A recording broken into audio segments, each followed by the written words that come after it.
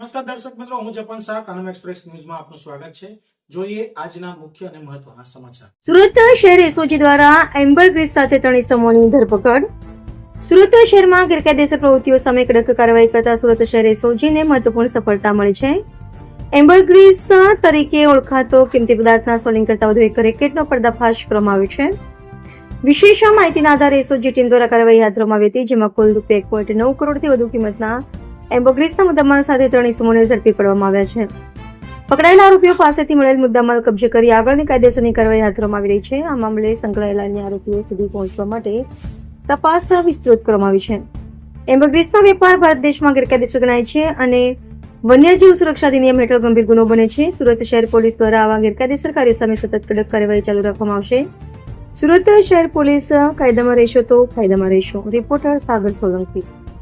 જી sir, એસઓજીએ detection કર્યું છે કે શું છે?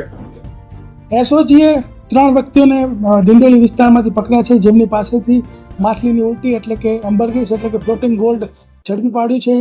1 કિલોગ્રામ 70 ગ્રામ જેટલું છે, જેની આંતરરાષ્ટ્રીય કિંમત 1,10,07,000 રૂપિયા થાય છે।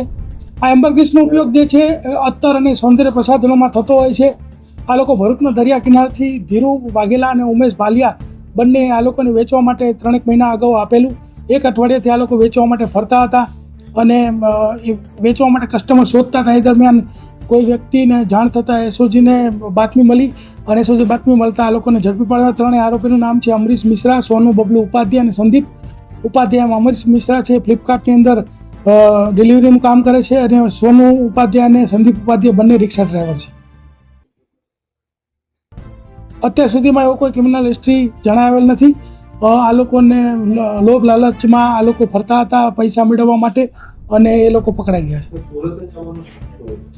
અગાઉ પણ અમે જે આવા કેસો કરે છે, લોકો સુરત જે છે આપણી આર્થિક પાટનગરી છે, એટલે કોઈ પણને એવું લાગે કે ભાઈ સુરતમાંના ગ્રાહકો મળતા હશે એટલે આ લોકો ફરતા અહીંયા આવતા હોય છે, પરંતુ ક્યારેય કોઈ વ્યક્તિને આવા ગ્રાહકો ક્યારેય મળતા નથી। અને જે કોઈ સૌંદર્ય પ્રસાધન બનાવતી કંપનીઓ હંમેશા જે એના ઓથોરાઇઝ ગવર્મેન્ટે નક્કી કરેલા જે ડીલરો એની પાસેથી જ એમને કદાચ એમ્બરગ્રીસની જરૂર હોય તો લેતી હોય છે, કોઈ આવા લેભાગુ તત્વો પાસેથી લેતી નથી। પરંતુ જે લોકોને કોઈ પણ રીતે એન કેન પ્રકારે કોઈ દરિયા કિનારેથી આ એમ્બરગ્રીસ મળી આવે તો લોભ લાલચથી એ લોકો સરકારને જાણ કરતા નથી, ફોરેસ્ટ ડિપાર્ટમેન્ટને જાણ કરતા નથી અને આવા લોકો આવું વેચવા માટે ફરતા હોય છે। પરંતુ હંમેશા એમને જેને એ લોકો વાત કરતા હોય છે એમાંથી જ કોઈ બાતમીદાર બની જતું હોય છે અને એ હંમેશા એ પકડાઈ જાય છે। એટલે આવું કંઈ પણ એમ્બરગ્રીસ ક્યારેય પણ મળે તો હંમેશા ફોરેસ્ટ વિભાગનો સંપર્ક કરવો, પોલીસ વિભાગનો સંપર્ક કરવો અને સરકારમાં જમા કરાવી દેવી।